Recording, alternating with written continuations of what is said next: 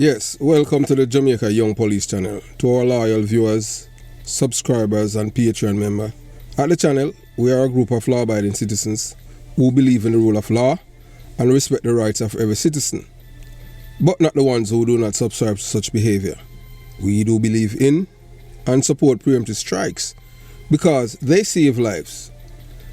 This is a logical conclusion because preemptive strikes save lives and prevent the further loss of lives.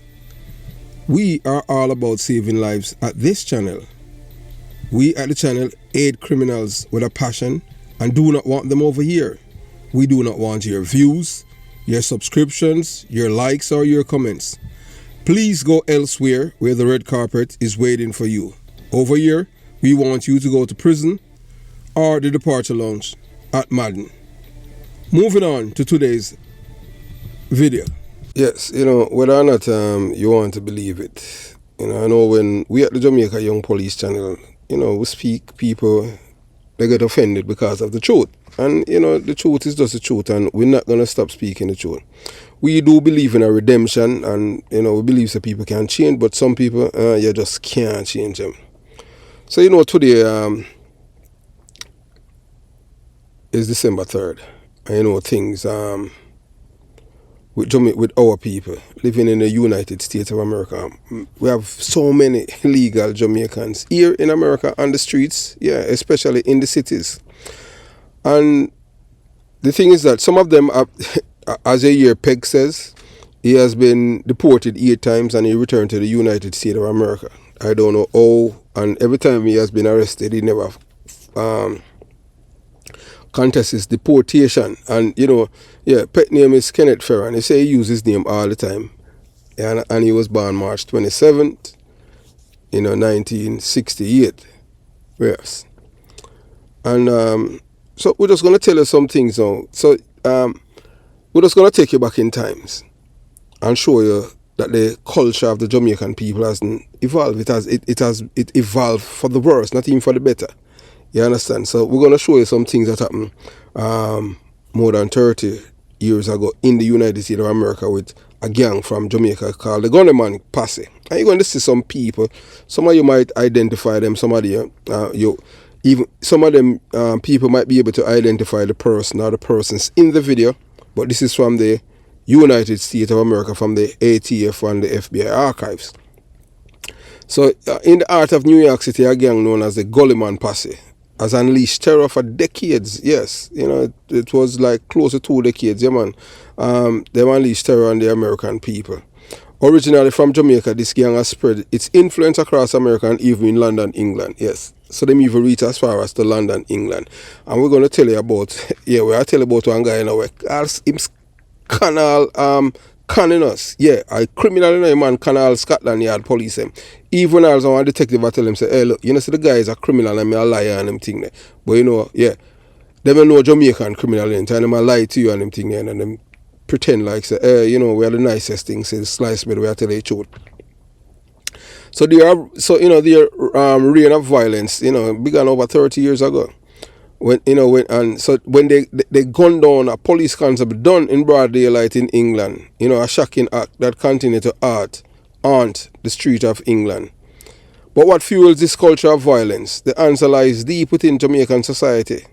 For generations, they have been nurtured and socialized to embrace criminal activities. Yeah, man, that's how it going in Jamaica. We have been, as Jamaicans, we have been cultured, nurtured, and socialized to embrace criminal activities. So their very identity intertwined with criminal behavior has led them to hate the police and display hostility toward law enforcement all over the world. So based on the culture of Jamaica, you understand, our people have been taught to hate the police. So it's the same culture that they took from Jamaica that they migrated with. And most of these people who are on the streets now in America, they're illegal aliens. They're illegal. They're in the country illegally. Some of them have been deported twice, and they say that America, them not stop coming here. So these people, they always come back here, and there's no deterrence. To them, when them go to prison in America, it's like a holiday. So that's why you have to send them down to the south to make them work. I had a cousin, who was deported from here, and trust me, him used to live here for years, and the second, and him come back. and they make him life a living hell. Him say him no want to come back on them thing there. So maybe some of these people, maybe them need to go through all of them things. If you understand, them have them all over the place and this and that. You understand? Yeah. So this mindset has infiltrated our community, as even in America, hundreds of Jamaican mass murderers walk freely, pretending to be law-abiding citizens. So you have right now you have a guy, in a Jamaican guy in America, who's wanted for killing a baby, and her mother, in Florida, and a Jamaican putting up that boy right now, who's from Jamaica, Yeah, and them I protect him, I provide him, I give him comfort. Jamaican people, So that's why when I tell you, say, yeah, you have good Jamaican, but trust me, you have some of them, man, depraved mind, you have to stay far from them if you want to live. You understand? Because they're not nice people. So these individuals, human parasites, continue to pose a threat to our safety, taking advantage of our system and our hospitality in America. So the time has come for action. The American government must identify and remove these dangerous criminals from our streets, send them back to Jamaica where they belong. We must protect our communities, our families and our futures from the grip of this Jamaican gang culture. You understand? So join us in unveiling the truth about the Jamaican gang culture. Together, let's demand change. Yeah, and if you haven't subscribed to the Jamaica Young Police and you have reached this far, remember to subscribe. Give the when you subscribe, select all so that whenever we at the Jamaica Young Police channel release a video, you'll be the first to get it. If you're having problem receiving notification, unsubscribe and subscribe again. Because let me say it have to do with the algorithm. You understand? Yeah, so that's YouTube thing. That is their platform, their infrastructure. And we're just using it to send out the message out there. You understand? Give the video a thumbs up. Join the channel. Comment below. Share the video. Yeah, share the video with a friend, your family. Yeah, tell a friend about the Jamaica Young Police channel. That we at the Jamaica Young Police channel, we are totally against criminality. And we are for law-abiding citizens. Yeah, and we believe in a rule of law. So just share. Yeah, tell a friend about the channel. And remember to join the Patreon. Because we're going to release the rural informer pretending to be a criminal, who's a criminal supporter and an informer. Criminal is the biggest informer. And that's how ugly some. We're going to make sure that it's posted to Patreon tomorrow. It's going to be there. Long, but you're going to hear it in its entire word. I don't know, blur up nothing on them thing there. So if you want to hear, I know the people that I'm saying a person in England, that's why he's living in Canada. And it's going to be there tomorrow. By tomorrow night, you'll get it. Because we have to, some things we have to protect the source. You understand? You're going to hear the real English people, you understand? Yeah, about Ugly Son. So together, let's demand change. You understand? So, Jamaican gang culture, in this eye-opening presentation, we delve into the notorious Gullyman Passy, a gang from Jamaica that has instilled fear into the streets of New York City, various American cities, and even England. And we will explore the haunted incident from more than 3 decades ago when they brazenly gunned down a police constable done in broad daylight. Jamaicans did that. Yeah, man, that's so them not no respect for law enforcement. And then, we'll let you hear a thing now about a Jamaican who, same thing him though, shoot a police in him head and the police collect money. Yeah. So when I let it out now on them thing there. You understand? So you watch, you listen, and you decide. And when and then we just finish it up. So you watch this. A posse from Kingston called the Gullymen killed the owner of the block, and for 7 years they ran it as the headquarters of an operation dealing in marijuana, heroin and crack cocaine. It was a license to print money. At its peak they were pulling in $60,000 a day. And the arrival of the Gullymen is a textbook example of the way in which the Jamaican gang seize a piece of turf and make it their own. The vast crack factory symbolized the potential of the US market. But the Gullymen's fortune became the envy of other yardies, and the violence of Kingston was transplanted to a new arena. A lot of shootings occurred right here on this corner. There were numerous drive-by shootings. Eventually, the most ruthless of that family driving by was eventually killed, and one of the alleged shooters of that individual and murderers was Desmond Brown. Desmond Brown, protected by his Yardie network, is now on the run. We tracked him down at a safe house. He's wanted for murder and faces a life sentence. The man he killed was a Yardie rival from Kingston. Them come from the same area where me did born and grew up to, just as well as them, but them was bigger man, was a kid, that's why they know me. But them had was to leave from the community of Jamaica and in other places to hide until they make it them own self to America. So them have problems with my family. The Yardies never lose their links with Kingston. As they fought for control of the Brooklyn crack market, they turned to their old street corners for recruits. They would not really trust any of the local Americans here to work. What they would do is recruit their own people from back in Jamaica, in the Kingston area, the surrounding neighborhoods. They would bring their own people up here to the United States using false passports or green cards for whatever reason to travel. Bring them here, and the new people that would arrive would now become the workers on the street actually selling the drugs. In Jamaica, you go anywhere so long as you have the money and you want to. Did you come to New York on your own passport or false document? See, false documents. So you've been living on false documents? Yeah. Time will be approximately 1 p.m. He is a male black Jamaican, approximately... Agents of the Bureau of Alcohol, Tobacco and Firearms, the so-called untouchables, are planning a drugs raid. We'll set up on Park, right here.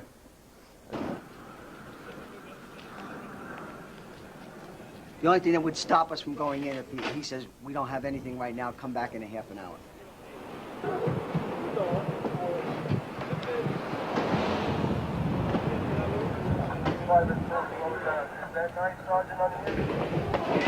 Behind me.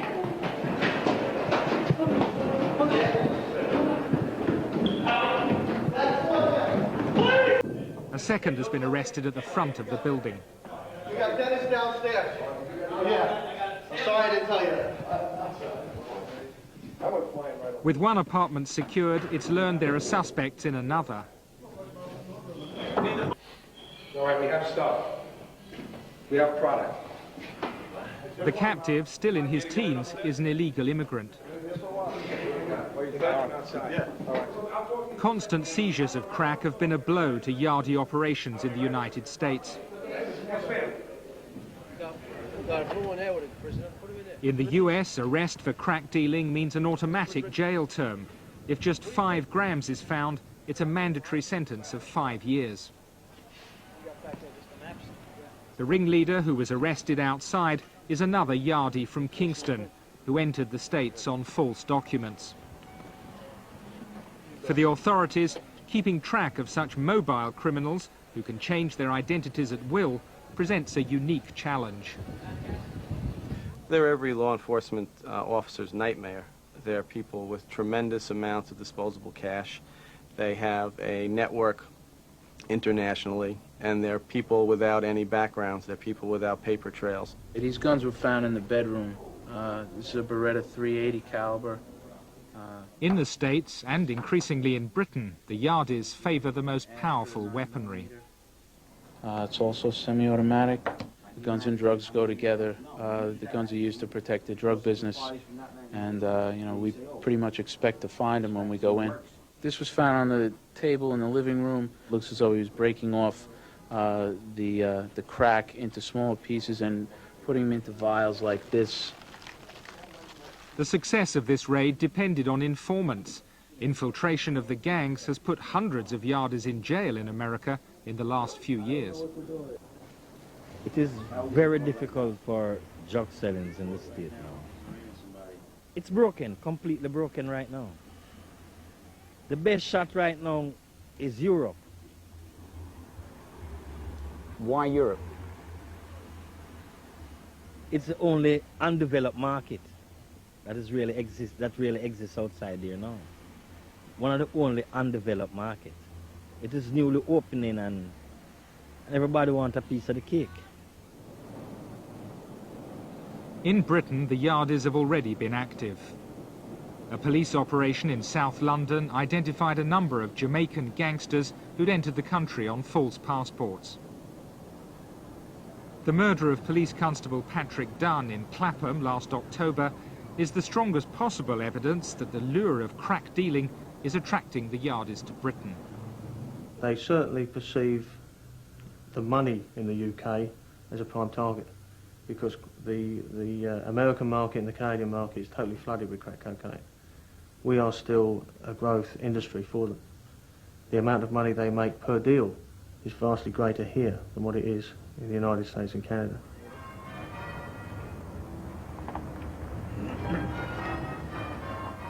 The murder of PC Dunn led to police inquiries not just in London, but the United States and Jamaica. Faced with the Yardis, the police have been forced to adopt an international strategy.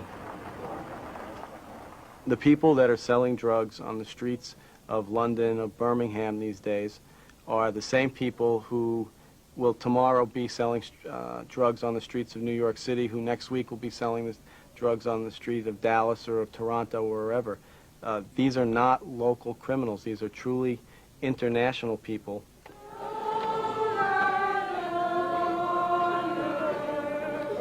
In Jamaica, amidst the daily violence, even the killing of a policeman is little more than another statistic.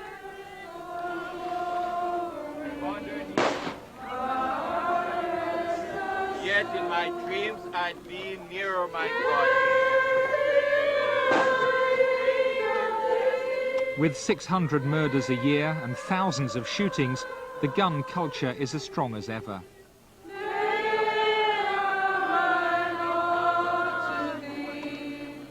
Politics at home and drugs abroad keep the killers in business.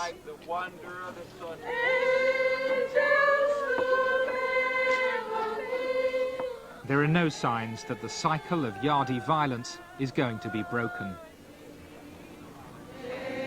So, you have seen it for yourself now. So, show you know, fast forward so now is December 3rd, 2023. And Jamaican gun culture intertwined with drugs, drug dealing, politics, ruthless killings persists deeply ingrained in the psyche of its people. The Jamaican population has been molded to embrace criminal behavior, with many acting as supporters and enablers of these activities. As you can see, you know, remember last year, you have a DJ guy named Six, Squash Six Boss. Remember, you know, the same thing they did down by in Fort Lauderdale where they kill Ford Lord and Muscleman, yes. And remember the Jamaican woman, you know, the one in a country illegal, you know, and she know who did it, you know. And the man, the Jamaican man, who in a country illegal, the one that called squash them and tell them that Muscleman and Ford Lord was there and them come and kill them. Yes, them never cooperate with the police. The police, they have to get search warrant. You understand? And sometimes when people have too much rights, them things they happen. So, and they are still in America. You understand? Because the woman move, you just hope Uncle Sam them deport her and them thing. And that's one I think why, you know, some people, as much as people hate Donald Trump, but that's one of the reasons why some people, some immigrants love Donald Trump. Because you don't want these kind of people around you. People who support criminality in your midst. So that's why, yeah, we're not a problem. We have good Jamaicans, you know, but it's just that it's just really hard to find them because normally good Jamaicans stay by themselves because they know the culture of the people and the mindset. You understand? Yeah, well, I tell you, because I just saw it gone. So, you know, Jamaica is just messed up, and you understand what I'm saying? Because we as a people has been cultured, nurtured, and socialized to be criminal enablers and supporters. So a shocking consequence is a widespread animosity towards law enforcement and a culture of dishonesty, even when unwarranted. So them teach the people them in Jamaica, you know, if you hate police, yeah, just like where I'm from, in my community. The first people you're supposed to hate police. Anything when you're in police here, police are your enemy, police are dead, and labor right, every labor right for dead. So that I saw it go on them thing there. That's a part of the culture in Jamaica. So that culture now has been them exported to America, informer for dead, and then now in America now you black them take it up now and them say informer and them say snitch you get stitch, and all of them things they derive from the black culture. All that. When we were oppressed people, and now we believe in if we oppress our own self and kill our own self, You understand? So the same, hence the people them that colonize and hence them not have to do it for us anymore. No. We just do it ourselves. And when I tell them say it's wrong, them say you for dead because you chat too much. So they want everybody to comply with them illegal behavior and you must not say anything. You understand? So it's deeply unsettling that countless mass murderers hailing from Jamaica currently reside in the United States of America, blending in seamlessly as law-abiding citizens. The American government has an urgent responsibility to apprehend these individuals who are nothing short of human parasites and deport them back to Jamaica. We show you all this boy from Tivoli, when name Pepe. Yeah, man, Pepe in a tri-state and, New York. Him did that teen New Jersey and them thing there with the old corrosion. And we put up them photograph and all them thing there. You understand? And say it's in the Jamaican community. And guess what? You think them only call the police if them see him? Because some Jamaican people stay. Boy, him poor. Yeah, but him kill people at Jamaica, Him kill people at Jamaica. Him come from Tivoli, kill people from Jamaica, him wanted. I saw it go to Jamaica and him just take the plane in our next name and come to America. You understand? And come through the border. And you see my video and like him arrive and them thing. And this is a man who's wanted in Jamaica for murder. And a whole host of them in America illegally. Some of them they are in America and them apply them trade. Some of them are leaving a jerk called chicken and them wanted, Them are all deportee them and them thing there. You understand? So that's why we say, it's not nice of you as a law-abiding Jamaican to live in the city. You understand? Living in the suburbs or the rural part because that's how we them love, Them love is part of the crowd because them are carousing, We are telling you, Yeah. So moving on.